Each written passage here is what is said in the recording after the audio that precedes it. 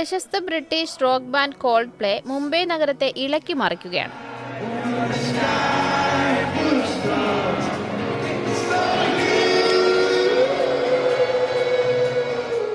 എന്നാൽ മുംബൈയിൽ ശനിയാഴ്ച നടന്ന സംഗീത പരിപാടിയിൽ താരമായി മാറിയത് ജസ്പ്രീത് ബുംറയാണ്. ഷോയിൽ ഇന്ത്യയുടെ സ്റ്റാർ പേസർ ജസ്പ്രീത് ബുംറയുടെ പേരെടുത്ത് പറഞ്ഞ് ക്രിസ് മാർട്ടിൻ ആരാധകരെ ആവേശത്തിലാക്കി. ഇതിന്റെ രസകരമായ വീഡിയോയാണ് ഇപ്പോൾ സോഷ്യൽ മീഡിയയിൽ വൈറലാകുന്നത്. ഷോയിൽ പാട്ട് പാടുന്നതിനിടെയായിരുന്നു ബുംറയെക്കുറിച്ച് മുഖ്യ ഗായകനായ ക്രിസ് മാർട്ടിൻ പറഞ്ഞത്. ഒന്ന് നിൽക്കൂ, ഞങ്ങൾക്ക് ഷോ വേഗം പൂർത്തിയാക്കേണ്ടതുണ്ട്. കാരണം ജസ്പ്രീത് ബുംറ സ്റ്റേജിന് പിന്നിൽ വന്ന് നിൽപ്പുണ്ട്. എന്റെ നേരെ പന്തെറിയണമെന്നാണ് അദ്ദേഹം പറയുന്നത്.